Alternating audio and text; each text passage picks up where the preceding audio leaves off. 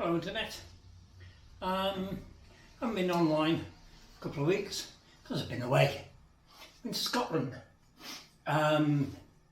So it was really good. A couple of weeks up there for my daughter's wedding, which was lovely. I have to say that I was taken aback, I think is the word. At the end of we'd done the church, and we'd done the eating, and it came to the speeches, and I had to do the father of the bride speech, which I did. I did open it with the statement that some people have described me as a social hand grenade, and that you're easily embarrassed or offended, strap in. I then went into the speech.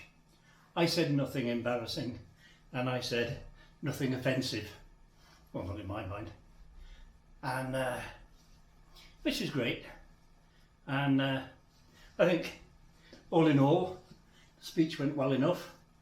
And the whole event was beautiful, absolutely fabulous. But what was amusing was that after all this was over, we were milling, I think is the word, around and chatting. My daughter did come up to me and thank me for behaving myself, which I thought was bloody hilarious. But there you go. Thanks, Dad. You behaved yourself. Anyway. Back to the motorbikes. That's the reason why I haven't been online for a little bit. I went to Dublin 3 weeks ago for the stag do. I went on the V85 and my son-in-law rode the 750 Brabber. I loaned it to him. And he was staggered at how good the bike was. He said, why aren't there more of these? Why don't people like them? Why are they so cheap? None of these questions I could answer. Myself, my pal, who owns another Brevva 750, both reckon that they are one of the most underrated machines on the market. And I have to agree. They're really good things. His has done 90,000 miles, and we have inspected it, and we can see no trace that engine's ever been opened. 90,000 miles. You don't get many bikes will do that, and it goes as well as mine. And mine's only done 20,000, I think it is, 22, something along those lines. Anyway, interesting. I was looking at my V85 and thought, gosh, it's in a bit of a mess. And so I've got it on the stand and I'm going to give it a proper deep clean. Because everywhere I look on the bike, in the nooks and crannies, I can find road dirt. And it's annoying. Because both bikes were cleaned for Dublin. And the V85 just seems to throw dirt on itself. Whereas the Brevva stays clean. And I don't understand it. I'd love to know what any of you, other than maybe, I suppose, might be the tyre tread, just throws shit everywhere. I don't know, no idea. But I'd be fascinated to know if anybody else has had similar experiences, shall we say. But both bike ran wonderfully. I did look into flying there. I looked into various ways of travelling there. The cheapest, most economic, I won't say cheap, most economic and most practical for me was ride a motorbike. From here to Fishguard, over to Ireland, right up to Dublin, reverse the process coming home. And it was a really pleasant ride there and back. As to the stag do, I was in fact an observer, a spectator. I didn't get involved in any of the lunacy that these boys did, but they were very well behaved, and they were just good fun. They really were. And this is when you realise you are in fact an old fart, because you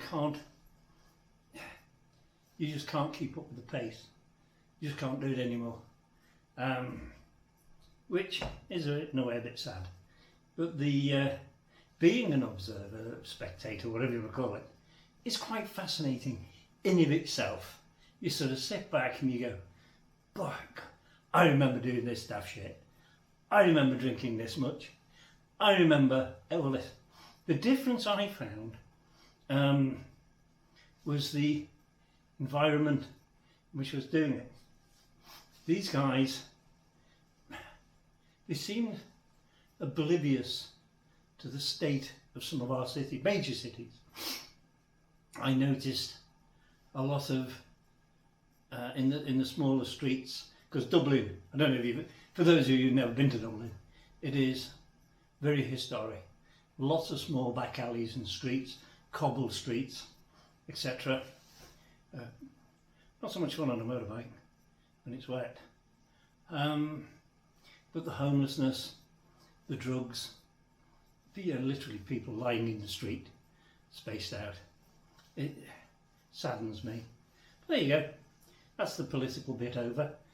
As to the rest of the city, it's brilliant. Highly recommend Dublin. Lovely place, lovely people, great time. That's about it really. If any of you can have experienced this business of one bike staying cleaner than another by design, I'd love to hear it, because it does appear to be that case, to be the case for me. Like I say, very weird. I will be doing more. There's a bike night coming up.